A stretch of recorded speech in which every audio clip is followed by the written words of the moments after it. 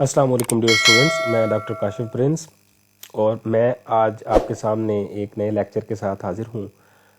आज का जो टॉपिक है वो कदरे छोटा लेकिन बहुत अहम टॉपिक है जानवरों की हेल्थ के हवाले से, कि जब आप जानवर की हेल्थ को चेक करना चाहते हैं तो हम उसका जो फ़िज़िकल एग्ज़ामिनेशन करते हैं, तो फ़िज़िकल एग्ज़ामिनेशन के जो बहुत ही इम्पॉर्टेंट कंपोनेंट्स होते हैं उनमें से जो 3 कंपोनेंट्स हैं वो आज हम पढ़ने जा रहे हैं, जिनको कहते हैं हम टेम्परेचर, पल्स और रेस्पिरेशन।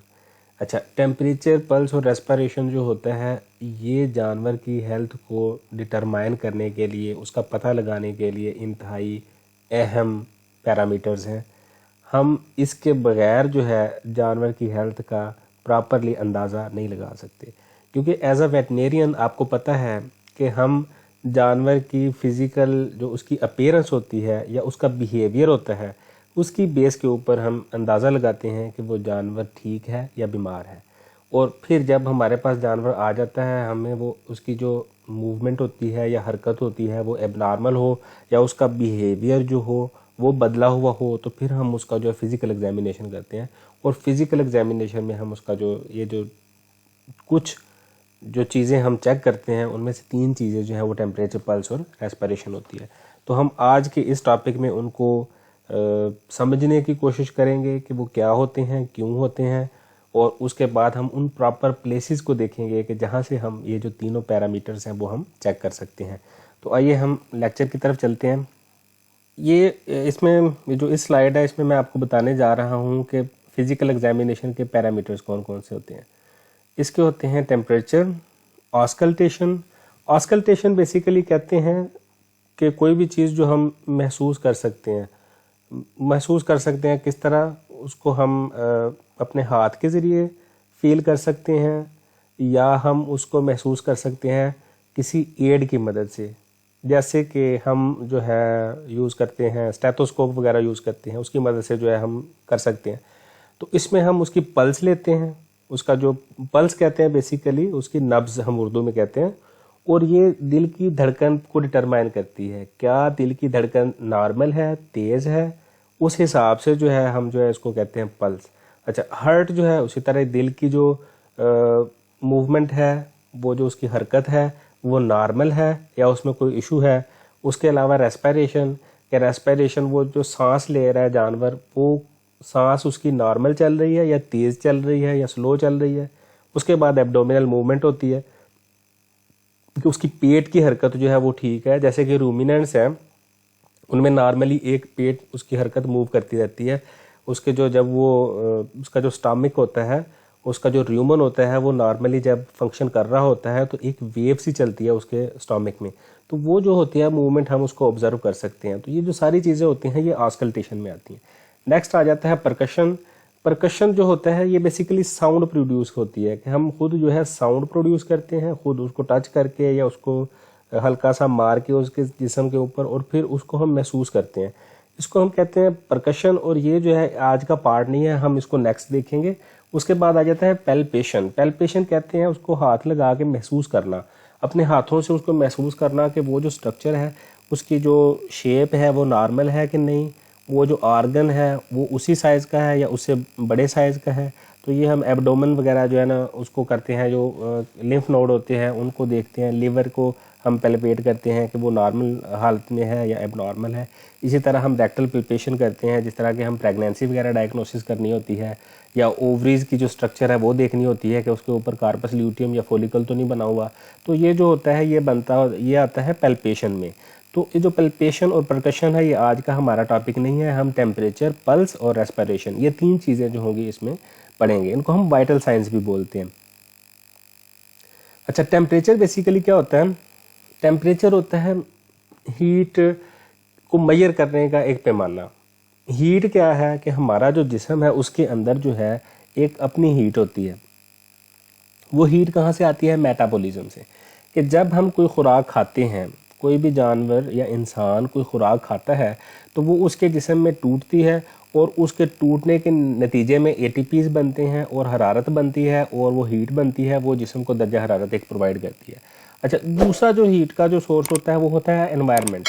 कि अगर एनवायरनमेंट में हीट ज़्यादा हो तो वो जानवर के अंदर चली जाती है, और वो अंदर कैसे जाती है, वो जाती है रेडिएशन के ज़रिए, कन्वेक्शन के ज़रिए और कंडक्शन के ज़रिए। रेडिएशन बेसिकली क्या होता है, शुआओं की शक्ल में जो है ना, जो है रेडिएशन जो है वो जिस्म के अंदर जा रही है। जिस तरह के एक सूरज से हमारे जिस्म में जो हीट आ रही है वो रेडिएशन के थ्रू आ रही है। अब कन्वेक्शन क्या होता है, कन्वेक्शन में ये होता है कि जो हीट होती है वो किसी पानी वाले सोर्स के ज़रिए आती है। जिस तरह कि आप पानी में जाते हैं तो आपके जिस्म से हीट निकल के पानी में चली जाती है। अगर आप गर्म पानी से नहाते हैं या गर्म पानी में जाते हैं तो गर्म पानी से आपके जिस्म में चली जाती है।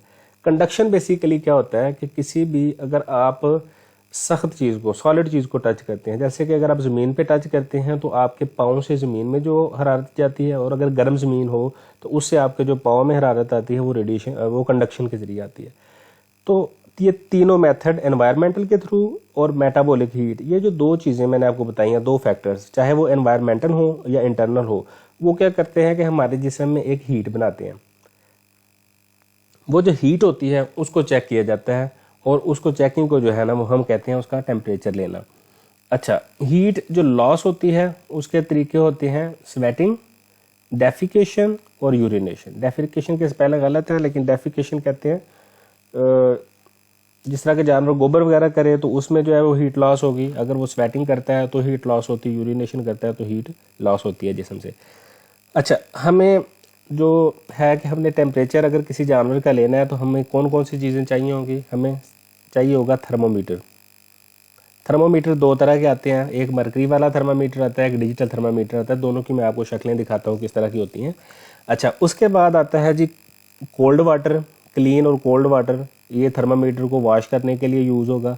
उसके बाद है जी डेटोल सोल्यूशन, ये उसको जो जर्म्स वगैरह उसके ऊपर लगे होंगे वो उनको किल करने के लिए यूज़ होगा। उसके बाद है जी लुब्रिकेंट, ये जब हम थर्मामीटर को यूज़ करेंगे जानवरों में तो हम उसको लुब्रिकेट करके यूज़ करेंगे, क्योंकि टेम्परेचर जानवरों में हम रेक्टल टेम्परेचर लेते हैं तो हम लुब्रिकेट करके देंगे ताकि वो जानवर जो है वो, उसको कोई डैमेज ना हो जाए ना, जानवर की जो रेक्टम है वो, क्योंकि सॉफ्ट एरिया है तो वो डैमेज ना हो जाए, इसलिए हम लुब्रिकेंट यूज़ करेंगे। और एंड पे हमें चाहिए एनिमल जिसका हमने टेम्परेचर लेना है।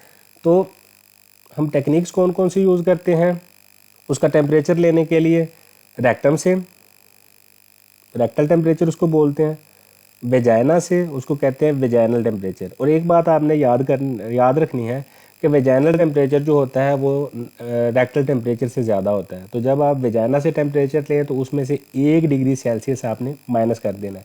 इसी तरह जो फ्रेशली पास्ड फीसिस होगा आप वहाँ से भी ले सकते हैं, लेकिन फ्रेशली पास्ड फीसिस का जो भी टेम्परेचर होगा उसमें 1 डिग्री सेल्सियस जो है आपने ऐड करना है, तो फिर जो टेम्परेचर होगा वो नॉर्मल होगा। अच्छा, प्रोसीजर क्या है? सबसे पहले थर्मामीटर को शेक करें, उसकी जो बल्ब वाली साइड होगी उसको नीचे करके और उसको हम शेक करेंगे। शेक करने के नतीजे में क्या होगा कि जो उसका पारा होगा या मरकरी का लेवल होगा वो नीचे आ जाएगा। अच्छा, उसके बाद क्या करेंगे, उस थर्मामीटर को लुब्रिकेट करेंगे, उसका जो बल्ब वाला एरिया होगा, और फिर वो बल्ब वाला एरिया जो है उस जानवर के रेक्टम में इंसर्ट कर देंगे। और इंसर्ट करते वक्त आप ये रखेंगे कि आप उसको सर्कुलर मोशन में जो है जिस्म के अंदर लेके जाएंगे। उसके जब उसको उसके जिस्म के अंदर दाखिल कर रहे होंगे, उसके रेक्टम में दाखिल कर रहे होंगे, तो आपका जो थर्मामीटर है वो सर्कुलर मोशन में मूव कर रहा होगा, वो स्ट्रेट नहीं जाएगा, सर्कुलर मोशन में जाएगा, तो ईजीली जो है ना वो इंसर्ट हो जाएगा, जानवर को डैमेज नहीं होगा। उसके बाद हो जाएगा, हम वेट करेंगे 2 मिनट के लिए, और 2 मिनट के बाद जो है हम उसके टेम्परेचर को जो है ऑब्ज़र्व करेंगे। उसके बाद हम थर्मामीटर को निकाल लेंगे, उसको क्लीन करेंगे कॉटन के साथ, और एंड पे जो थर्मामीटर होगा उसका जो टेम्परेचर होगा उसको हम रीड कर लेंगे। अच्छा, उसके बाद है जी, ये 2 थर्मामीटर आपको दिखाए हुए हैं, एक डिजिटल थर्मामीटर है और एक मरकरी का थर्मामीटर है। तो हम ये दोनों थर्मामीटर जो है वो यूज़ कर सकते हैं। ये टेम्परेचर लेते हुए जानवरों में दिखाया गया है। उसके बाद है जी पल्स एग्जामिनेशन। पल्स बेसिकली होता है हार्ट बीट। जो हार्ट बीट होती है बेसिकली क्या होता है कि जो दिल हमारे जिस्म में धड़कता है, ये क्या करता है कि जो ब्लड को पंप करता है डिफरेंट आर्गन्स में। ब्लड जो होता है दिल से निकल के जाता है आर्टरीज में, और आर्टरीज पूरे जिस्म में फैली होती हैं। तो जो आर्टरी हमारे इजीली एक्सेस में हो, हम उससे पल्स ले सकते हैं उस जानवर की।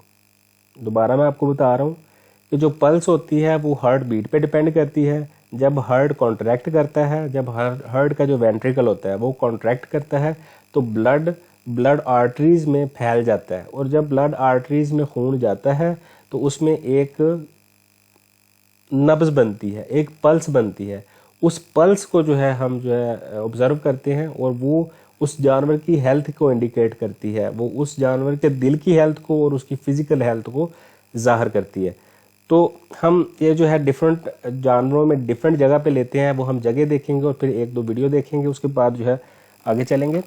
अच्छा, इसके जो यूनिट होता है कैलकुलेशन का वो होता है पल्स पर मिनट। हम क्या करते हैं कि जब पल्स की बात कर रहे होते हैं तो हम बताते हैं कि एक जो मिनट में इतनी बार इसकी जो पल्स है वो आई है, इतनी बार इसकी पल्स आई है, इतनी बार इसने बीप किया है, जो उसकी ब्लड वेसल होगी उसने। अच्छा, इसको हम एग्जामिन किस प्लेस पे करते हैं? ये हम करते हैं हॉर्सेस में करते हैं एक्सटर्नल मैक्सिलरी आर्टरी। ये होती है behind the edges of mandible at the median side of the middle area. अच्छा, ये जो है मैं आपको वीडियो में दिखाता हूँ। उसके बाद है जी ट्रांसवर्स फेशियल आर्टरी, ये भी फिर मैं आपको दिखाऊंगा उसी वीडियो में। उसके बाद है ट्रांसवर्स फेशियल आर्टरी, ये भी आपको दिखाते हैं। एक्सटर्नल मैक्सिलरी आर्टरी, ये भी दिखाते हैं। उसके बाद है जी मीडियन आर्टरी, ये जो होती है लेग्स के अंदर वाली साइड पे होती है। उसके बाद है जी मेटाटार्सल आर्टरी, ये उसके नीचे पाँव के पास होती है। तो मेटाटार्सस के पास, ये जो होता है उसका पाँव के ऊपर थोड़ा सा जो उसका होता है ना खोर से थोड़ा सा ऊपर जो है वो आती है, वो 5-6 इंचेस जो है उस खोर से ऊपर की तरफ जो है वो ये आर्टरी होती है, फील होती है। ये मैं आपको वीडियो में भी दिखाता हूँ। इस वीडियो में आपको दिखाया जाएगा कि आपने हॉर्स में पल्स कहाँ से लेनी है। जितनी भी जगहें हॉर्स में इजीली एक्सेसिबल हैं वो सारी जो है इसमें बताई जाएंगी। आपने जो है इसको गौर से देखना है। मैं अभी आपको क्लैरिफाई करके भी बताता हूँ कि ये कौन कौन सी जगह हैं। पीछे मैंने नाम भी मेंशन किए हुए हैं और इन प्लेसेस को इस वीडियो में आपको दिखाया भी जाएगा। तो सबसे पहले जो है ये ट्रांसवर्स आर्टरी मैंने आपको बताया था, उसकी जो आइज़ और ईयर्स के पास थी आर्टरी, ये देखें, ये जो एरिया आपको नज़र आ रहा है, एक प्लेस यहाँ है। आपने क्या करना है, अपनी फिंगर्स को इसके ऊपर रख देना है और इसको इजीली फील करना है। अब ये आपने बात याद रखनी है कि आपने इसको ज़्यादा दबा नहीं देना। अगर आप ज़्यादा दबा देंगे तो आर्टरी जो होगी वो बंद हो जाएगी। अगर आर्टरी बंद हो जाएगी तो आपको पल्स फील नहीं होगी। आपने इसको जब लगाना है तो इसको बड़ा प्यार के साथ जो है ना, आराम के साथ इसको फील करना है। एक प्लेस ये होगी, एक जो है आर्टरी होगी इसके मैंडिबल के नीचे, इसके जबड़े के नीचे एक आर्टरी होगी, दूसरी जो प्लेस है। तो ये देखें, इस जगह पे जो है ना, जब आप इसको फील करना शुरू करेंगे तो एक आपको ना पाइप से छोटे छोटे ब्रीक ब्रीक जो है ना, पाइप्स का एक गुच्छा नज़र आएगा जिसमें आर्टरीज होगी, वीन्स होगी और डिफरेंट जो है। हम क्या करेंगे, उसको फील करेंगे और फील करते हुए ये फिसलती है बेसिकली स्किन के नीचे। तो आपने इसको ऐसे फील करना है कि ये आपके हाथ के नीचे आ जाए और बिल्कुल आराम से उसको फील करना है, पल्स को।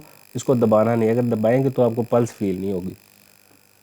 उसके बाद जो तीसरी जगह है वो जो ये जो जुगुलर ग्रूव आपको नज़र आ रहा होता है, ये देखें, ये जो जुगुलर ग्रूव है, ये जो जुगुलर ग्रूव है, इसके नीचे जाके आप देखें, इसके बेस के ऊपर एक प्लेस होती है।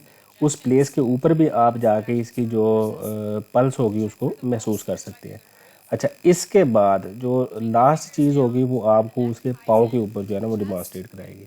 अब ये देखें, इसमें ये बता रहे हैं कि जो जुगुलर ग्रूव है उसके नीचे जाके जो आर्टरी नज़र आ रही है, ये वो वाली आर्टरी आपको बताई जा रही है इस वीडियो में ना। उसके बाद है जी, हमने काउस में जो है कैसे महसूस करना है। एक्सटर्नल मैक्सिलरी आर्टरी, ये उसी तरह ही है जो मैंडिबल की एक साइड पे जो आर्टरी थी जिस तरह के हमने हॉर्सेस में लिया था। इसी तरह ट्रांसवर्स फेशियल आर्टरी थी, जिस तरह ऊपर हमने आंखों के पास जो लिया था, जैसे कि मैंने आपको हॉर्सेस में बताया था।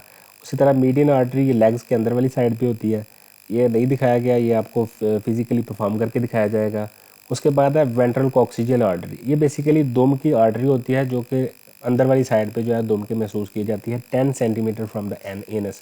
एनस से 10 सेंटीमीटर नीचे जो है कॉक्सिजियल जो वेन होती है, उसके साथ जो मतलब कॉक्सिजियल आर्टरी होती है, वहाँ से जो है हम इसकी जो पल्स होगी वो हम महसूस। इस वीडियो में आपको कॉक्सिजियल आर्टरी में से पल्स लेना दिखाया जाएगा। ठीक है, ये 10 सेंटीमीटर नीचे तकरीबन उसकी एनस से जो इस जगह पे है अंदर वाली साइड पे वो पल्स ले रहा है डॉक्टर साहब, तो आपने इस जगह पे जो है ना पल्स ले। अच्छा, डॉग्स, कैट्स, कॉव, शीप्स और गोट्स जितने भी छोटे जानवर होते हैं उनमें जो है फीमोरल आर्टरी से जो है लिया जाता है। फीमोरल आर्टरी से जो है ना वो पल्स ली जाती है। तो ये हम देख लेते हैं नेक्स्ट स्लाइड में कि ये फीमोरल आर्टरी से, इस वीडियो में देखेंगे कि फीमोरल आर्टरी कहाँ पे होती है और वहाँ से पल्स कैसे ली जाती है। अब ये देखेंगे जहाँ पे हाथ लगा रही है अपना लेफ़्ट, ये बेसिकली फीमोरल आर्टरी है। जो पिछली टांग होती है उसके अंदर वाली साइड पे ये फीमोरल आर्टरी लोकेटेड होती है और आपने इस जगह पे हाथ लगा के पहले उस ब्लड वेसल को फील करना है और फिर उसको पल्स लेना है। और पल्स लेते वक्त आपने ये याद रखना है कि अपने थंब से नहीं लेनी, क्योंकि थंब में हमें अपनी पल्स महसूस होगी। तो हम जब भी पल्स लेंगे ये फिंगर से, जो हमारी इंडेक्स फिंगर होती है उससे, या बाकी जो फिंगर्स होती हैं रिंग वाली फिंगर्स, उनसे जो है ना पल्स हम। और एंड पे आ गया जी रेस्पिरेशन। रेस्पिरेशन बेसिकली क्या होता है?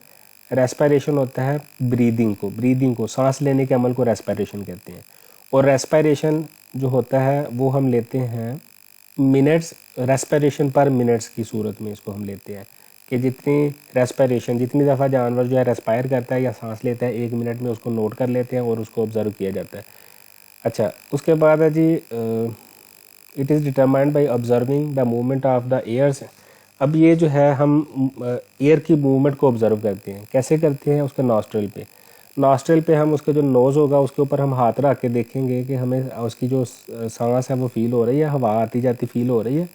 उसके अलावा हम उसकी चेस्ट की एक्सपेंशन को देखेंगे। अगर चेस्ट एक्सपैंड हो रही है और कॉन्ट्रैक्ट हो रही है तो इसका मतलब ये है कि वो सांस ले रहा है, और कितनी दफ़ा ले रहा है वो हम ऑब्जर्व कर सकते हैं। उसी तरह जो फ्लैंक्स होते हैं उनकी मूवमेंट की बेस पे भी हम उसकी जो रेस्पिरेशन डिटरमाइन कर सकते हैं। ये बेसिकली देखिए ये फ्लैंक एरिया यहाँ पे, और इसको जो चेस्ट एरिया और इसको जो नॉस्ट्रल है इस पर हाथ रख के हम जो है ना रेस्पिरेशन को महसूस कर सकते हैं। तो एक जो बात मैं आपको बतानी भूल गया था कि जो पल्स होती है, अगर आपको पल्स उसकी फील नहीं हो रही तो आप उसकी पल्स को स्टेथोस्कोप की मदद से उसके डायरेक्टली हार्ट से भी महसूस कर सकते हैं। बेसिकली ये जो अगर एल्बो है, एल्बो की पिछली वाली साइड पे जो है ना इस जगह पे हम उसकी हार्ट की बीट को लेफ़्ट साइड पे जो है ना फील कर सकते हैं। तो आज का हमारा लेक्चर जो है वो ख़त्म हुआ। आज हमने 3 चीज़ें सीखी। हमने टेम्परेचर, पल्स और रेस्पिरेशन कैसे लेना है वो हमने सीखा।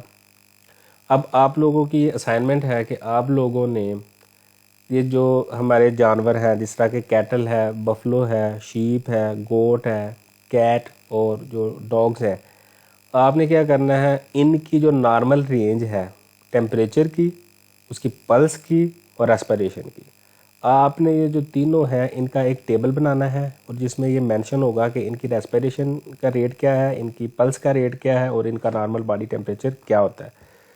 तो अगले लेक्चर तक के लिए इजाज़त दें। मैं फिर अगले किसी एक टॉपिक के साथ जो हमारा कोर्स का होगा हम हाज़िर होंगे, हम दोबारा आपके सामने, और फिर दोबारा मुलाकात होगी और हम दोबारा सीखेंगे। अगर आपको किसी चीज़ की समझ नहीं आई तो आप इस वीडियो के नीचे कमेंट करें, हम लोग उसका जवाब देंगे। आप हमसे मैसेज पे बात कर सकते हैं। You can contact us any way, हम जो है आपको उसके बारे में प्रॉपरली गाइड करेंगे। तो अगले लेक्चर तक के लिए इजाज़त दें। खुदा हाफिज़।